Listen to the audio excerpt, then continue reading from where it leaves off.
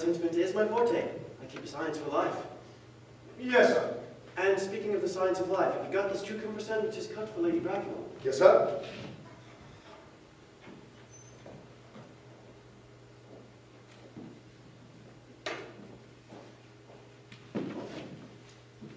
By the way, Lane, I see that from your books that on Thursday night, when Lord Shorman and Mr. Worthing were dining with me, 8 bottles of champagne or interest having been consumed. Yes, sir.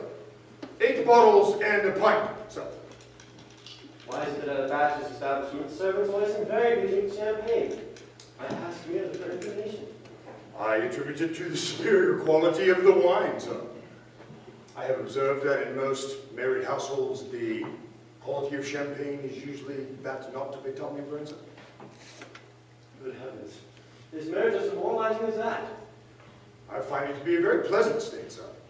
I haven't had much experience of it to the present. I've only been married once. And that the consequence of a misunderstanding between another young person and myself. I don't know that I'm much interested in your family life, Lane. No, sir. It's not interesting at all. In fact, I don't even think of it myself. Very natural, I'm sure. That'll do, Lane. Thank you. Thank you, sir.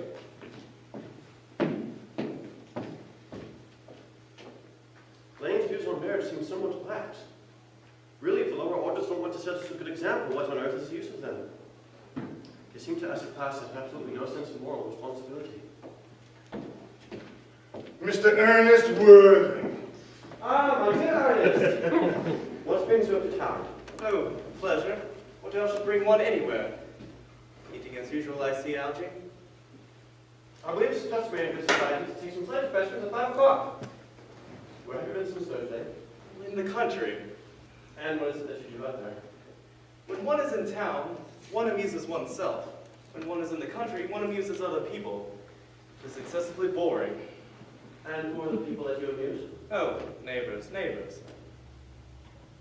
But my neighbors in your father's shop, Perfectly horrid. Never speak to one of them.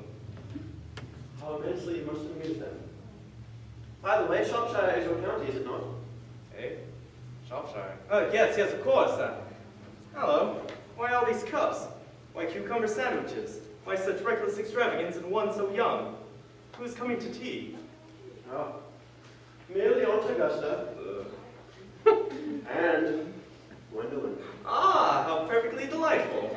Yes, it is all very well, but I'm afraid Aunt Augusta won't quite take well to your being here. May I ask why?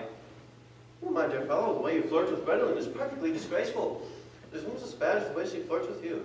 But I'm in love with Gwendolyn. I've come up to town expressly to propose to her. I thought that you had come up from pleasure. They call that business. How utterly unromantic you are. There's nothing romantic about proposing. It is very romantic to be in love, but there's nothing romantic about a definite proposal. Why one would be accepted, one usually is, I believe, and then the excitement is all over. The very essence of romance is uncertainty, and if I ever get married, I shall certainly try to forget the fact. Do not deny that. The divorce courts were especially invented for people whose memories are so curiously constituted. There's no use speculating on the subject. Divorces are made in heaven. Please do not touch the cucumber sandwiches. They're ordered especially for Aunt Augusta. You've been eating them all the time. That is quite a different matter. She is my aunt. Some bread and butter. The bread and butter was made for Gwendolyn. Gwendolyn is devoted to bread and butter. And very bread and butter it is, too. Well, good heavens, my dear fellow, you need at least, if you're going to eat at all, you behave as if you're already married to her, and you're not already married to her, and I don't ever think you will be. Why on earth do you say that? Well, in the first place, girls don't marry the men they flirt with. Girls don't think it right. Oh, that's nonsense. It isn't. It is a great truth. It accounts for the reason why one sees a great number of bachelors all over the place. In the second place, I don't give my consent. Your consent? My dear fellow, Gwendolyn is my first cousin, and before I allow you to marry her, you must clear up the whole question of Cecily. Cecily? What on earth do you mean? What do you mean, Algie, by Cecily? I don't know anybody by the name of Cecily. Bring me that cigarette case that Mrs. Worthing left in the smoking room the last time she dined here. Yes, sir. You mean to say that you've had it all this time? I wish to goodness you had told me. I've been writing frantic letters about it to Scotland Yard. I wish to goodness you had told me. I was very nearly offering a very large reward for it. Well, I wish you would offer one. I happen to be more than usually hard up. There's no good offering a large reward now. The thing has been found. It is rather mean of you, Ernest, I must say. It makes no matter, for now that I look at the inscription inside, I find that this thing isn't yours after all. Of course it's mine. You've seen it with me 100 times before. You have no right whatsoever to read whatever is written inside. It is a very ungentlemanly thing to do to read one's private cigarette case. Oh, it is absurd to have a hard and a fast rule about what one shouldn't read. More than half of modern culture depends on what one shouldn't read. I do not deny that fact. I do not wish to discuss modern culture. It isn't the sort of thing one talks about in private. Now give me back my cigarette case. Yes, but this isn't a cigarette case. This is a present from someone by the name of Cecily. You said you didn't know anybody of that name. Well, if you want to know, Cecily happens to be my aunt. Your aunt. Yes, charming old lady she is too. Lives in Tunbridge Wells. But why does she call herself Little Cecily? Or Little Cecily, with her fondest love?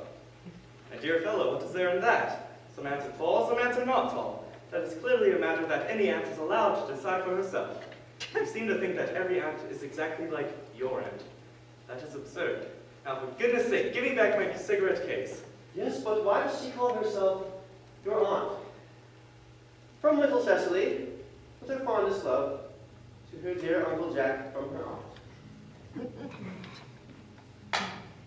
There's no objection, I admit, to an aunt being a small aunt, but why not, no matter what her size may be, call her own nephew her uncle? I cannot quite make out. And besides, her name isn't Jack at all, it is Ernest.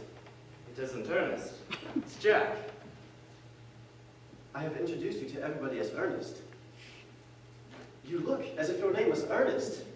You answer to the name of Ernest. You're the most earnest-looking person I've ever seen. It is perfectly absurd that you're saying that your name isn't Ernest. It is written on your cards, and here is one of them. Mr. Earnest, Worthing, before the Albany. I shall keep this as proof if you ever try to deny your name to me, or to Gwendolyn, or to anybody else. Well, my name is Ernest in town and Jack in the country. And that cigarette case was given to me in the country. Yes, but that does not account for the fact that she calls you her uncle. Come on, boy, you better have the thing up at once.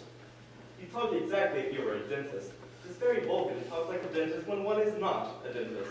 It produces a false impression. That is exactly what dentists always do. Now, go on. I may mention that I have suspected you of being a secret and confirmed Bunburyist, and I'm quite sure of it now. Bunburyist? What on earth is a Bunburyist? I will reveal more to you about the incomparable expression as soon as you are kind enough to inform me.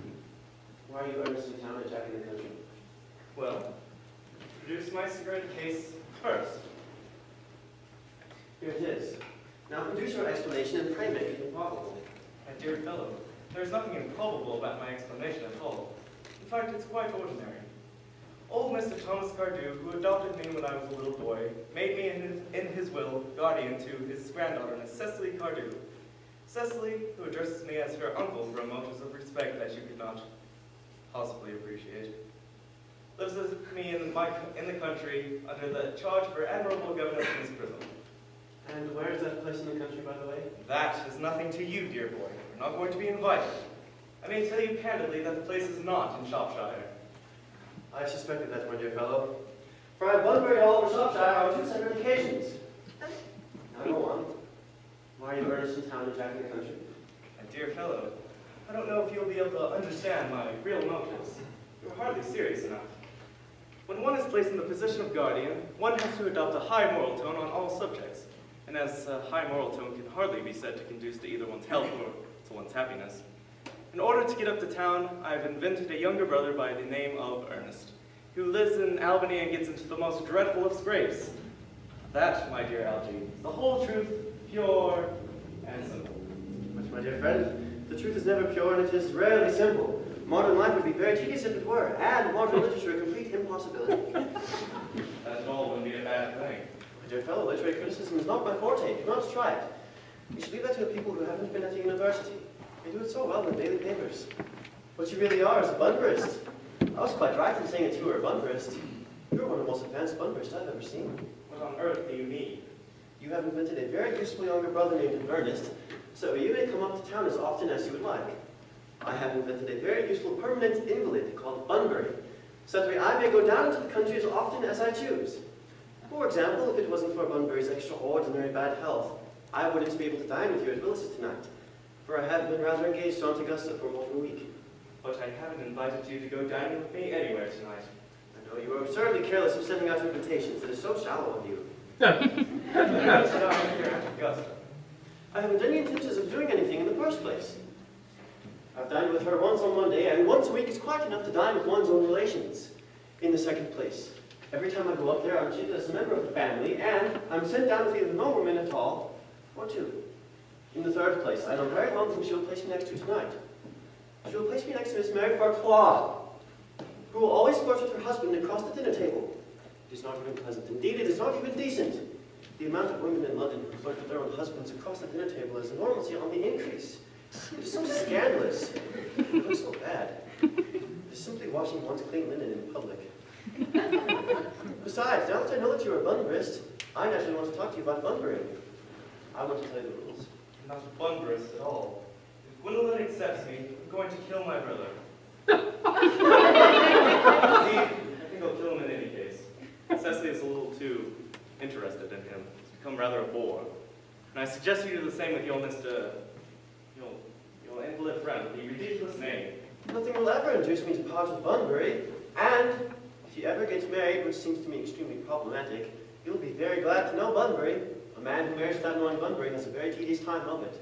That's nonsense. If I marry a charming girl like Gwendolyn, and she is the only girl that I ever saw in my life that I would marry, I certainly wouldn't want to know Bunbury. Then your wife will. You don't seem to realize that in married life, 3 is company, and 2 is none. And that, my dear young friend, is the theory that the corrupt Shoshana has been propounding for the last 50 years. Yes, and it has been proven half the time in a happy English home. Oh, don't try to be cynical. It's perfectly easy to be cynical. My dear fellow, it isn't easy being anything nowadays. There's such a lot of beastly competition about.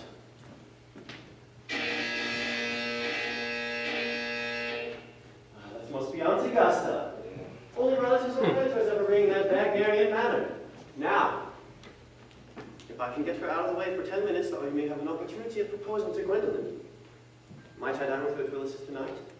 I suppose so, if you really want to. Yes, but you must be serious about it. I hate people who are not serious about dinner invitations. It is so shallow of them. Lady Bracknell and Miss Fairfax.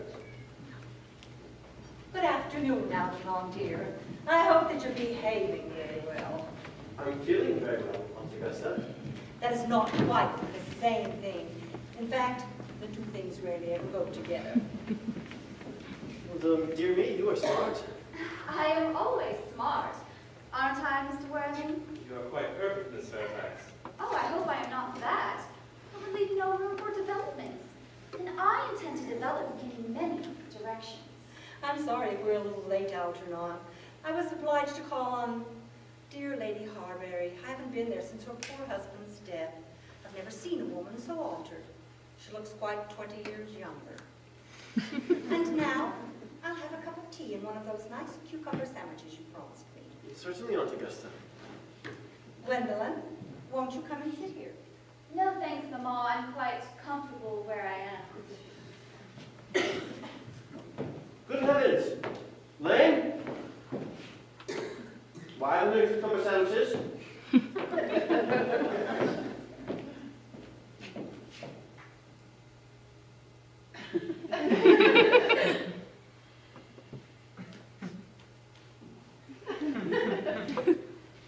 There were no cucumbers at the market this morning, sir. I went there twice myself.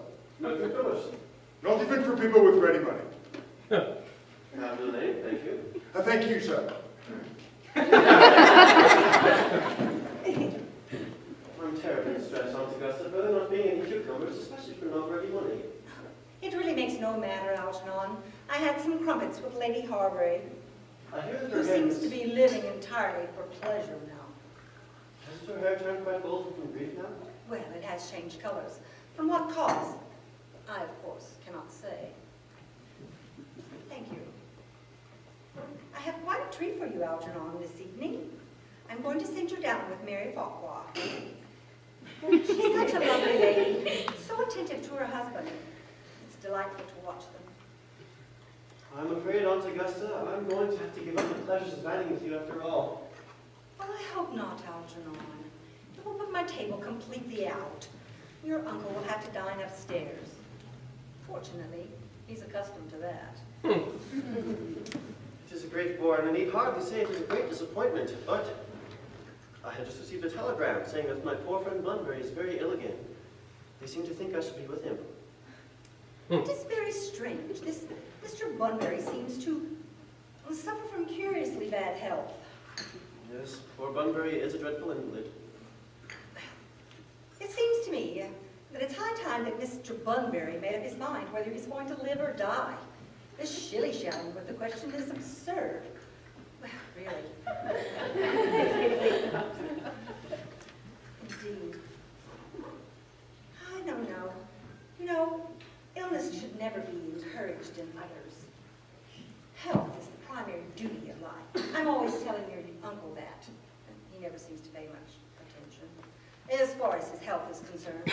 But I would be obliged if you would ask Mr. Bunbury for me to refrain from having a relapse on Saturday. I rely on you to make my music my accompaniment. It's my last reception of the year.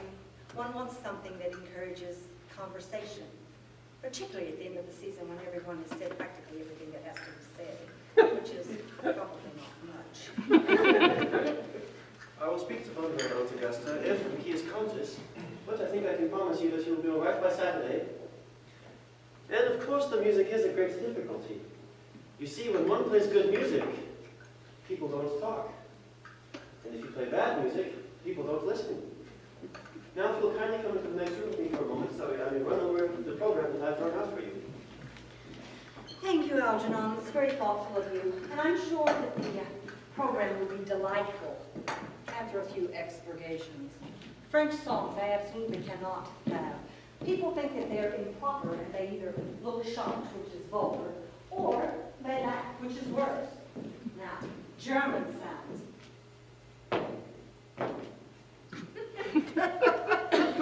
A thoroughly proper language. And indeed, I believe this so. Gwendolyn, you will accompany me. Certainly, Mamma.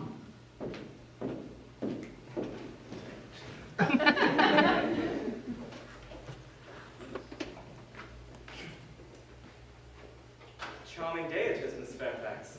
Pray don't talk to me about the weather, Mr. Worthing.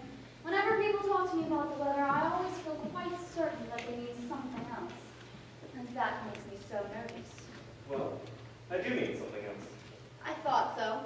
In fact, I am never wrong. And I would like to take advantage of Lady Bracknell's temporary absence. I would certainly advise you to do so. Mamma has a way of coming back suddenly into a room that I've often had to speak to her about. Miss Fairfax, ever since I have met you, I have adored you more than any other girl that I have ever met. Since I met you. Yes, I am quite aware of the fact. And I often wish that in public at any rate you had been more demonstrative. For me, you have always had an irresistible fascination. Even before I met you, I was far from indifferent to you. We live, as I hope you know, Mr. Worthing, in an age of ideals. The fact is constantly mentioned in the more expensive monthly magazines and has reached the provincial pulpits, I am told. And my ideal has always been to love someone of the name of Earnest. There is something in that name that inspires absolute confidence. The moment Algernon first mentioned to me that he had a friend called Earnest, I knew I was destined to love you. You really love me, Gwendolyn. Passionately. Darling, you don't know how happy you've made me. My own Earnest. But you couldn't say that you couldn't love me if my name wasn't Ernest. But your name is Earnest. Yes, I know it is, but supposing it was something else. Are you saying you couldn't love me then? That is clearly a metaphysical speculation, and like most metaphysical speculations, has very little reference at all to the actual facts of real life as we know them. Well, to speak quite candidly, darling, I don't really like the name of Earnest. I don't think it suits me well at all. It suits you perfectly. It is a divine name. It has a music of its own. It produces vibrations. Well, I think there are lots of other names out there. Nice names. Jack, for instance, a strong name. Jack? No, there is very little music in the name Jack, if any at all, indeed. It does not thrill. It produces absolutely no vibrations. I have known several Jacks, and they all, without exception, were more than usually plain. Besides, Jack is notorious domesticity for John, and I pity any woman who is married to a man called John. She would probably never know the entrancing pleasure of a single moment's solitude. The only really safe name is Earnest. Gwendolyn, I must be christened at once. I mean, Gwendolyn, we must be married at once. There is no time to be lost. Married, Mr. Worthing? Well, surely. You know that I love you, and you led me to believe, Miss Fairfax, that you are not absolutely indifferent towards me. I adore you. But you haven't proposed to me yet. Nothing has been said at all about marriage. This subject has not even been touched on. Well, may I propose to you now? I think it an admirable opportunity. And to spare you any possible disappointment, Mr. Worthing, I think it's only fair to tell you quite frankly beforehand that I am fully determined to accept you. Gwendolyn! Yes, Mr. Worthing, what have you got to say to me? Well, you know what I've got to say to you. Yes, but you don't say it.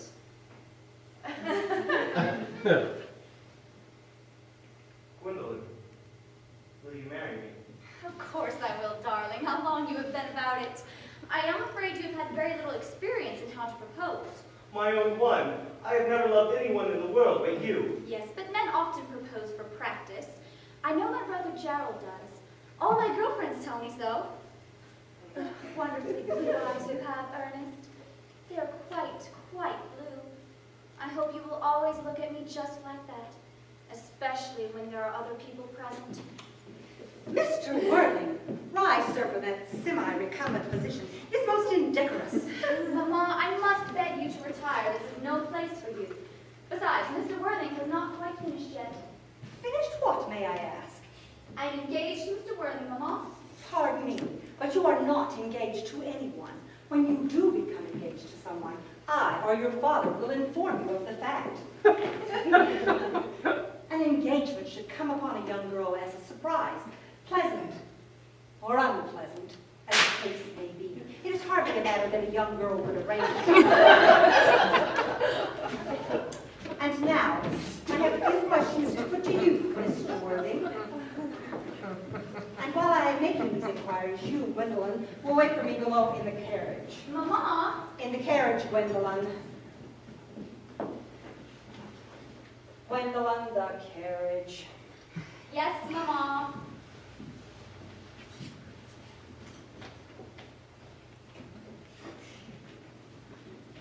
You may take a seat, Mr. Worthing. Thank you, Lady Bracknell. I prefer to stand. Well, I feel bound to tell you that you are not down on my list of eligible young men, although I do have the same list as the dear Duchess of Bolton has. We work together, in fact. However, I am quite ready to enter your name should your answers be what a truly affectionate mother requires. Do you smoke? Well, yes, I do admit I do smoke. I'm glad to hear it.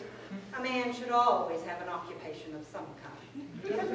There are far too many young, idle men in London as it is. How old are you? 29. A very good age to be married. I am of the opinion that when a young man desires to be married, he should know everything or nothing. Which do you know? I know nothing, Lady Bracknell. I am pleased to hear it. I do not approve of anything that tampers with natural ignorance. Ignorance is like an exotic fruit. Touch it and the bloom is gone. The whole theory of modern education is radically unsound. Well, Thank goodness. In London, however, education has proved to be of no effect whatsoever. If it did, it should prove a serious danger to, well, the upper classes and possibly lead to acts of violence in Grosvenor Square. What is your income? Between 7,000 and 8,000 a year. In land or in investments? In investments, chiefly. That is good. For between the duties that are expected of one during one's lifetime and the duties exacted from one after one's death, land has ceased to be a profit or a pleasure. It gives one a position and yet prevents one from keeping it up. That is all that can be said about land. I do have a house in the country with some land attached to it, of course. About 1,500 acres or so, I believe. But I do not rely on that as my real source of income. As far as I can make out, the poachers are the only ones that make anything out of it. A country house. How many bedrooms? Oh, that can be cleared up later. You do have a townhouse, I hope.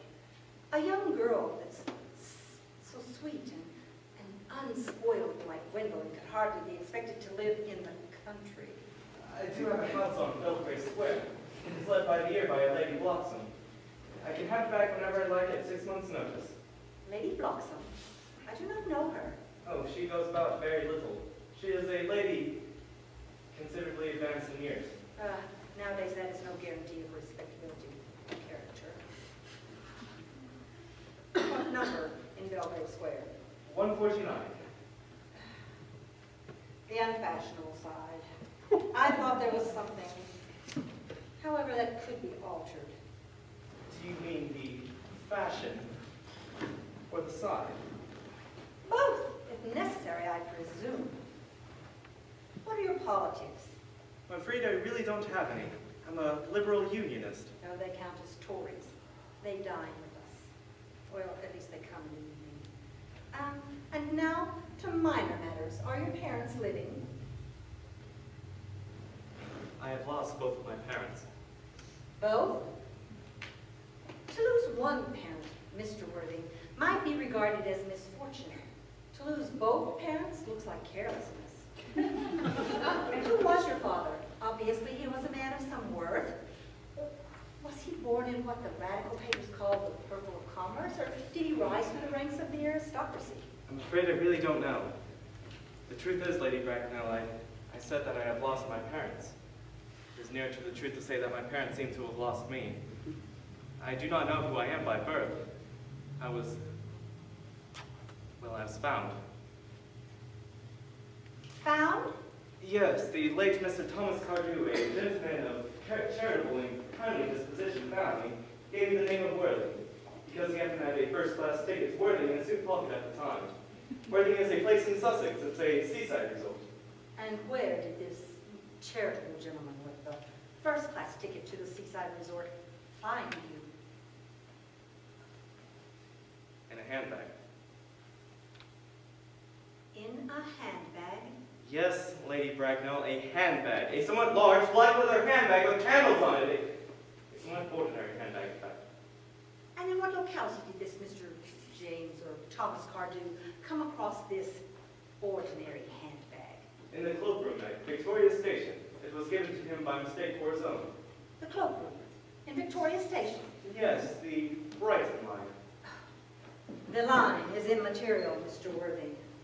I confess I am somewhat bewildered by what you have just told me. I mean, to be born, or at any rate bred, in a handbag, whether it has handles or not, seems to me to display a disdain for the ordinary family life, and brings to mind one's, the worst excesses of the French Revolution. And I presume that you know what that unfortunate movement led to. But as far as the particular locality in which the handbag was located, a cloakroom in a railway station, well, it might serve to conceal a social indiscretion, and I'm sure has been used for that purpose long before now, but could hardly be regarded as an assured basis for, well, proper. Well, then what would you advise me to do then, Lady Bracknell? I need hardly say that I would do anything to ensure Gwendolyn's happiness. I would strongly advise you, Mr. Worthing, to locate some kind of relation as soon as possible and to make a great effort to produce a parent of one sex or the other before the season is quite over. I don't see how I could possibly manage to do that. I do, however, have the handbag. It is in my dressing room at home. I suppose that should satisfy you, Lady Bracknell? Me, sir? Ah, what has that to do with me? Why, you could hardly imagine that I or Lord Bracknell would ever dream of allowing our only daughter, a girl brought up with the utmost of care, to marry into a cloakroom and make an alliance with a parcel. Good morning, Mr. Worthing. Good morning.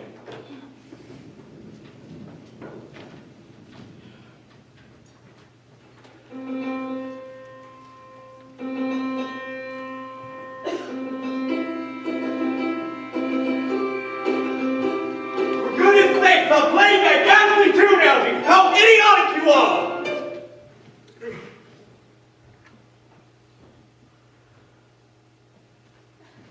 Didn't it go all right, old boy?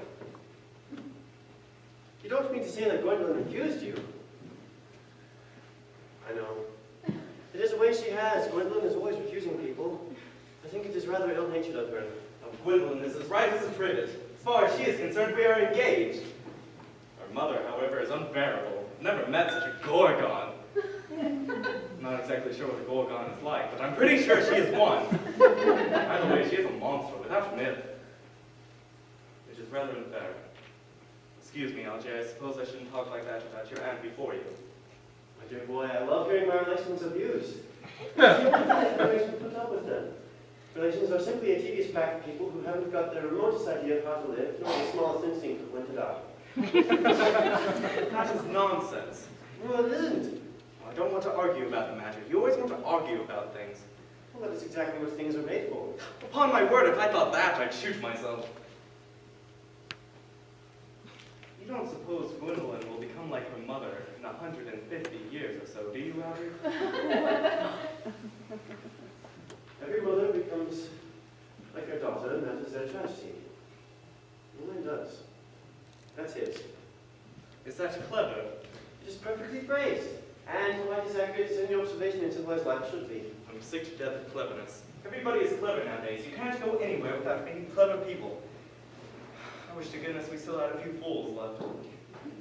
We have. I'd certainly like to meet them. What should they talk about? The fools? About the clever people, of course.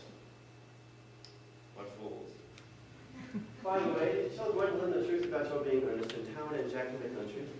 Dear fellow, the truth isn't the sort of thing one tells a sweet, refined girl. But extraordinary ideas you have on the way to behave to a woman. The only way to behave to a woman is to make love to her, if she's pretty, and to somebody else if she is plain. This is nonsense. What about your brother Earnest? What about the profligate Earnest? Before the end of the week, I shall have got rid of him. I'll say that he died abroad in Paris of apoplexy. Lots of people die quite suddenly of apoplexy, don't they? Yes, but that sort of thing is hereditary, my dear fellow. You had much better say a severe chill. And you are sure that a severe chill is not hereditary or anything of that kind? Of course it isn't. Yeah, very well then. My brother is carried off in Paris by a severe chill. That gets rid of him. I thought that... Wasn't Miss Cardew a bit fond of your brother? Won't she feel he's lost a great deal? No, that is all right. Cecily is not a silly romantic girl, I'm glad to say. She has got a capital appetite, goes on long walks and pays absolutely no attention at all to her lessons. I would rather like to meet Cecily. I will make very certain that you never do. She is excessively pretty and only 18. Have you told Gwendolyn about your having an excessively pretty young ward who is just only 18? Oh, one does not blurt these things out to people. And Gwendolyn and Cecily are certain to be great friends. I'll bet you anything that you like that half an hour after they have met, they will be calling each other a sister. Women only do that after they call each other a number of things first. Now, if we really want to get a good table at Willis's tonight, we really must go up and dress. Did you know it's almost nearly 7? Oh, it is always almost nearly 7. Well, I'm hungry. I never knew you when you weren't. What shall we do after dinner? Go to the theater? Oh, no, I loathe listening. Then let's just go to the club. No, I hate talking. Then shall I trot around at the Empire at 10? Oh, no, I can't bear to look at things. It feels so silly. Then what shall we do? Nothing. It is often hard work doing nothing. However, I don't mind work where there's no definite object of any kind. Miss Fairfax. Gwendolyn, upon my word. Algy, kindly turn your back. I have something very particular to say to Mr. Worthing. Really, Gwendolyn, I don't think I could allow this. Algy, you always adopt a strictly immoral attitude toward life. You're not quite old enough to do that. My own one. Ernest, we may never be married. From the expression on Mamma's face, I fear we never shall. Few parents nowadays pay any regard to what their children say to them. The old-fashioned respect for the young is fast dying out. Whatever influence I ever had over Mamma, I lost at the age of 3. But although she may prevent us from becoming man and wife, and I may marry someone else, and marry often, nothing that she can possibly do can alter my eternal devotion to you. Dear Gwendolyn. The story of your romantic origin, as related to me by Mamma, with unpleasing comments, has naturally stirred the deeper fibers of my nature. Your Christian name is an irresistible fascination to me. The simplicity of your character makes you exquisitely incomprehensible. Your town address of the Albany I have. What is your address in the country? The Manor House, Woolton, Herefordshire. There is a good postal service, I suppose. It may be necessary to do something desperate. That, of course, will require serious consideration. I will communicate with you daily. My own one. How long do you remain in town? Till Monday. Good. Algy, you may turn around now. Thank you, but I've done so already. You may also ring the bell. You will let me escort you to your carriage, Miss Fairfax. Certainly. I will escort Miss Fairfax to her carriage. Yes, sir.